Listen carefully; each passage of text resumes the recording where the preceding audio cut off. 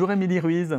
Bonjour. Vous êtes maître de conférence à l'Université de Strasbourg et docteur en sciences de gestion depuis 2017. Vous aviez préparé votre doctorat sur le crowdsourcing dans le cadre du Centre européen de formation approfondie à la gestion et vous êtes membre des ateliers de Thésée. Tout à fait. Votre spécialité, c'est la créativité organisationnelle. Est-ce que vous nous expliquez ce que c'est ?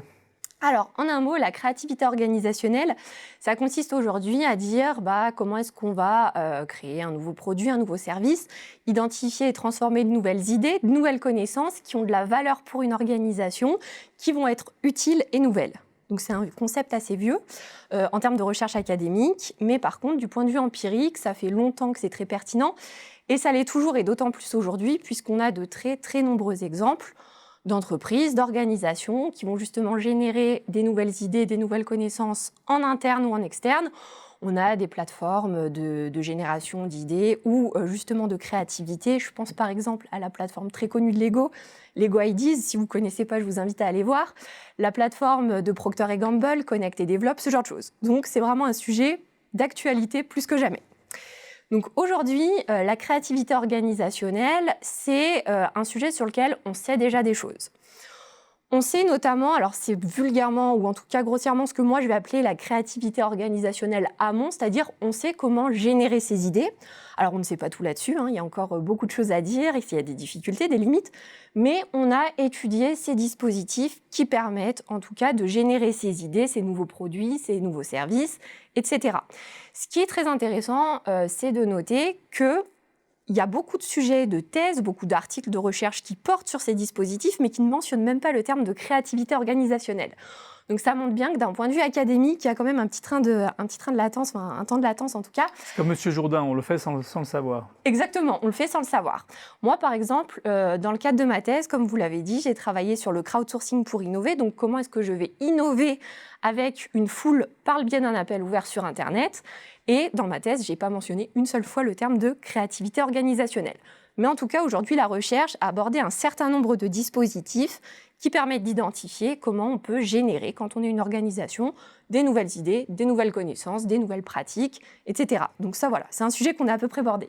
Alors, vous dites effectivement que le plus difficile, ce n'est pas de générer de nouvelles idées, mais de bien les exploiter. Est-ce qu'il y a d'autres enjeux à ce sujet, au sujet de l'exploitation des idées ? Alors, effectivement, aujourd'hui, l'enjeu principal, donc là, c'est ce que, en contrepartie, je vais appeler plutôt la créativité organisationnelle aval.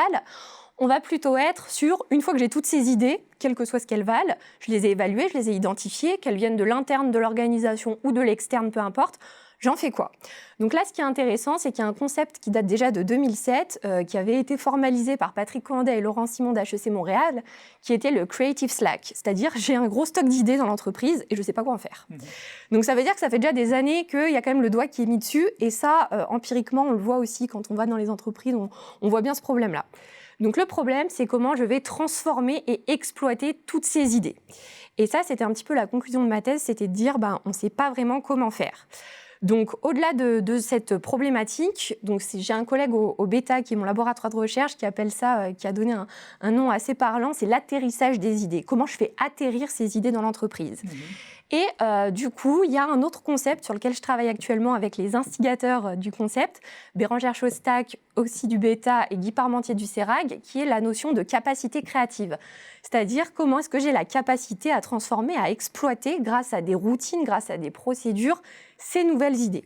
Donc ça, c'est un sujet académiquement qui est en train de prendre, pourtant ils l'ont formalisé il y a déjà quelques années, mais qui est en train de prendre. Donc ça, c'est une piste de solution, une piste de réponse en tout cas assez intéressante, qui en tout cas est en train d'être creusée.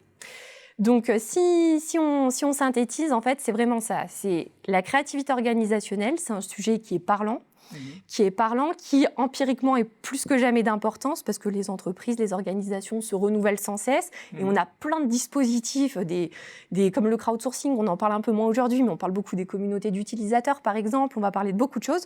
On sait comment générer ces idées, derrière comment on les transforme, comment on les exploite, on sait beaucoup moins et il y a ces difficultés-là.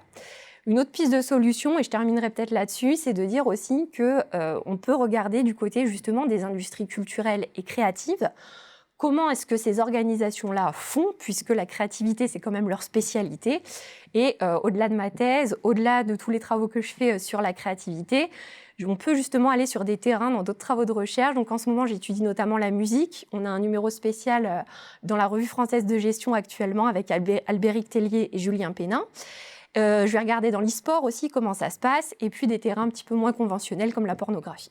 Eh bien, merci beaucoup, Émilie Ruiz, d'être venue nous parler de vos recherches sur la créativité organisationnelle. Merci beaucoup.